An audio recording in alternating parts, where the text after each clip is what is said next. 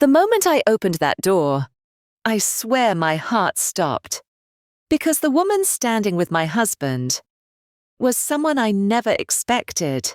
My name is Emily, and last week I experienced something I never thought could happen in my marriage. I opened the bedroom door, and there she was, another woman sitting on my bed, right next to my husband. I didn't scream. I didn't cry. I didn't even breathe. I just stood there, frozen, staring at the scene in front of me as my whole world fell apart in an instant. We had been married for 6 years. 6 years of birthdays, vacations, inside jokes, and late-night movies. 6 years of what I thought was love. Daniel and I had a quiet, comfortable life. He worked in IT, I was a school teacher, and together we seemed like the perfect couple. People often told us that, and for the longest time, I believed them because I wanted to believe them. But comfort can hide the deepest cracks, and those cracks started showing little by little. Daniel had begun coming home later than usual. He kept his phone close, constantly checking it, sometimes taking it with him even to the bathroom. He used to leave it on the couch without thinking. Now, it was like a secret he was protecting. I brushed it off at first, blaming stress from work, thinking I was overreacting. But deep down, a small voice whispered that something was wrong. Then one evening, my neighbor casually mentioned she had seen Daniel dropping a young woman off in his car. "Maybe a colleague," she said, and I forced a smile. My heart, however, sank. I didn't ask Daniel about it. I wasn't ready for the answer. 2 nights later, Daniel told me he had to work overtime. His voice was shaky, his eyes avoided mine, and he kissed my forehead. Too quickly. That night he returned at 2 a.m., smelling not like sweat or cologne, but like someone else's perfume. I said nothing. I wanted to believe it wasn't what I feared. A few days later, I had a teacher training session, and Daniel seemed relieved I would be gone. His excitement felt wrong, and it gnawed at my gut. As I left, I didn't realize that fate was already pushing me toward the moment that would change everything. Halfway through the session, I realized I had left an important file in my bedroom. I called Daniel repeatedly, and he didn't answer. Panic rose in me as I raced home, my chest tight and my hands shaking. Every step toward the house felt heavier than the last. When I finally reached the hallway outside my bedroom, I heard a soft laugh, a woman's voice. My heart pounded. My legs felt weak, but I pushed the door open anyway. There she was, sitting on my bed, confident, smiling faintly, like she belonged there. And Daniel, standing beside her, pale and frozen. Neither spoke as we stared at each other, but the silence screamed betrayal louder than any words could. She looked at me calmly while Daniel stuttered, saying it wasn't what it looked like.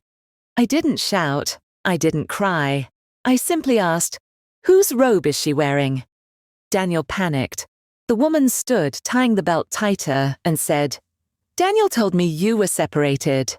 Separated? I almost laughed from disgust. I looked at him, waiting for a denial, but there was none. His eyes avoided mine. He knew. I knew. The moment of truth had arrived. I walked to my closet and grabbed a suitcase, packing my things slowly, with purpose. Daniel tried to stop me, begged, pleaded, but I didn't let him speak. I told him that bringing another woman into our home, into our bed, was unforgivable. The other woman stepped aside awkwardly, her confidence gone. Daniel cried, claiming it was a mistake, but mistakes don't last months, and they don't involve wearing your wife's robe. I left the house that night and didn't look back. My sister picked me up, and for the first time, I allowed myself to cry, to release the pain I had been holding in for years.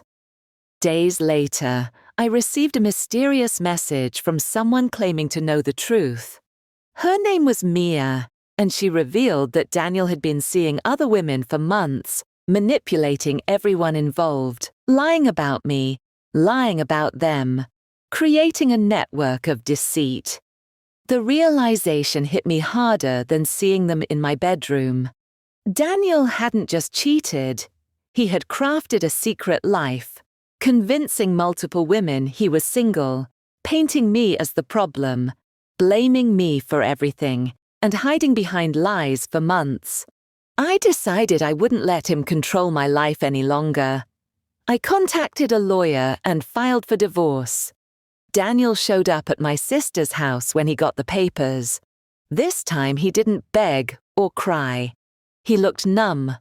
I simply told him, "You lost me the moment you chose someone else."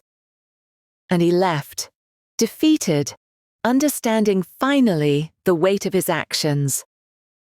Over the next few weeks, I rebuilt my life. I cried, I journaled, I ran, I talked to friends. I blocked Daniel from every possible contact. I didn't seek revenge. I sought peace. With each sunrise, I felt lighter, freer.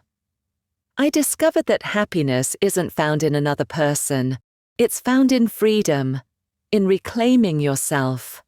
I even met the woman from that night in my bedroom. She apologized, admitting she didn't know he was married, and for the first time, I saw the scared, misled person behind the confident facade. We weren't enemies. We were two women who had been manipulated by the same man. And in that meeting, I felt a strange sense of closure.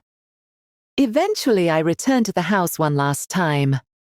Empty, silent, a ghost of my past life.